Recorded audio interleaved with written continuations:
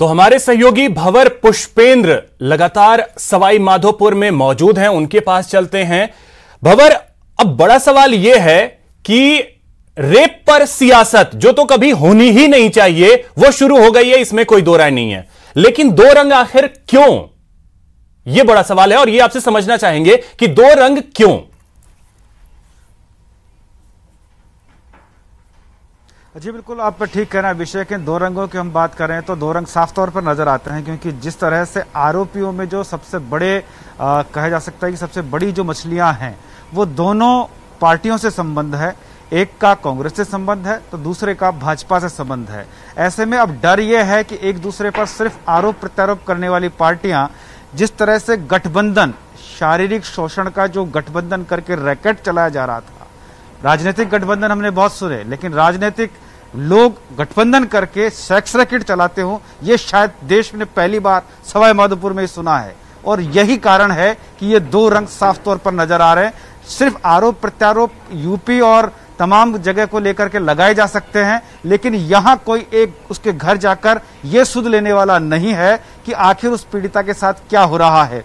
बेटी बचाओ बेटी पढ़ाओ का स्लोगन देने वाले लोग अब उस बेटी की सुध भी लेने के लिए तैयार नहीं है। ना तो कोई कांग्रेस का वहां जाता है, ना कोई भाजपा का वहां जाता है। हाँ, टीवी पर चीखने चिल्लाने या फोन पर चीखने चिल्लाने के लिए सब तैयार हैं, ताकि अपनी टीआरपी बढ़ाते रहें, सिर्फ अपनी राजनीतिक जो माहौल है उसको गरमाते की कोशिश चलती रहती है।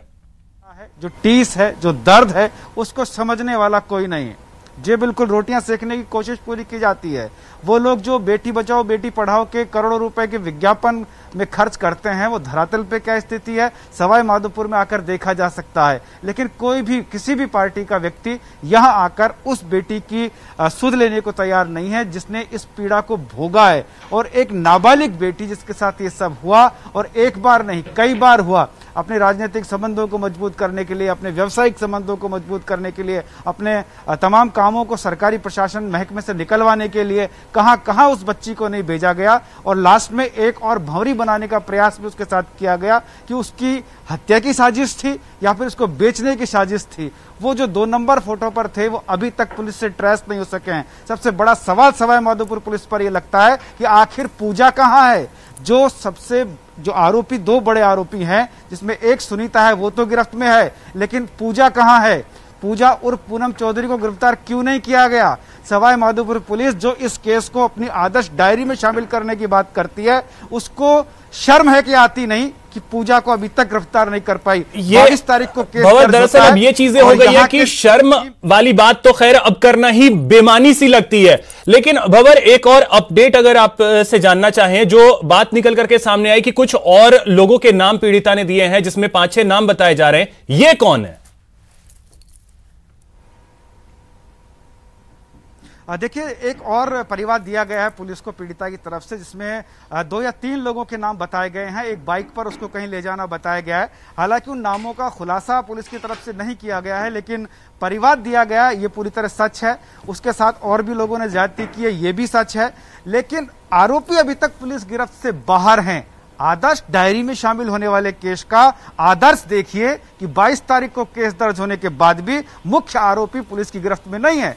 और पुलिस अपनी ढपली, अपना राग कहती है कार्रवाई कर रहे हैं, अनुसंधान जारी है, जल्द गिरफ्तारियां होंगी। कब जल्द, कैसा होता है वो जल्दी? 22 तारीख से आज तक क्या वो जल्दी अभी तक पूरा नहीं हुआ है? बड़े सवाल हैं। और इसमें जिस तरह से पॉलिटिकल प्रेशर है वो भी लोग दबी जबान कह रहे हैं। ये अलग बात है कि कैमरे के सामने कोई बोलने को तैयार नहीं है, क्योंकि दोनों बड़ी मछलियां जो आरोप के घेरे में है वो दोनों मजबूत। भंवर, अब यह भी बड़ा सवाल है कि क्या यही दोनों बड़ी मछलियां हैं या इससे भी बड़ी मछली और है जहां तक पुलिस अभी नहीं पहुंच पाई है, यह भी एक सवाल है। आपसे हर अपडेट लेते रहेंगे और न्यूज 18 की यह मुहिम है कि सवाई माधोपुर की इस बेटी को इंसाफ मिले, उसमें लगातार हम प्रयासरत रहेंगे। आप नजर बनाए रखें, वहां से जैसे और भी कोई अपडेट आते हैं वो आपसे अपडेट लेंगे। फिलहाल बहुत शुक्रिया आपका। तो हाथरस पर सियासत तेज है। सीएम ने बीजेपी पर हमला बोला है। सीएम ने ट्वीट कर बीजेपी को घेरा है और उन्होंने कहा है कि रात को बच्ची का अंतिम संस्कार किया गया। बीजेपी किस हिंदू संस्कृति की बात करती है? रात 2 बजे बच्ची का अंतिम संस्कार दुर्भाग्यपूर्ण है। पीड़िता का शव परिवार को सौंपना चाहिए था। मुख्यमंत्री अशोक गहलोत ने ट्वीट किया है और लिखा है ट्विटर पर, हाथरस में रात को 2 बजे बच्ची का अंतिम संस्कार कर दिया गया। यह लापरवाही हृदय विदारक है और पूरे देश के स्मृति पटल पर हमेशा के लिए छाई रहेगी। रात को पुलिस की देखरेख में आप दाह संस्कार कर दो और मां बिलखती रहे सिर्फ अपनी बच्ची के अंतिम दर्शन के लिए। कोरोना में भी दाह संस्कार के अंदर परिवार वालों को 20 लोगों को जाने की छूट दी गई है। बिना कोरोना के भी अंतिम संस्कार में परिवार को बॉडी पहले सौंपी जाती है। हमारे बॉर्डर पर शहीद होते हैं, उनके पार्थिव देह भी पहले गांव तक आती है, हेलीकॉप्टर से, प्लेन से आती है, विदेशों से भी शव लाए जाते हैं। यह सम्मान देने की बात हमारे देशवासियों के संस्कार, संस्कृति और धार्मिक मान्यताओं के आधार पर हमेशा रही है। यह सब बीजेपी के शासन में हुआ, फिर बीजेपी किस हिंदू संस्कृति की बात करती है?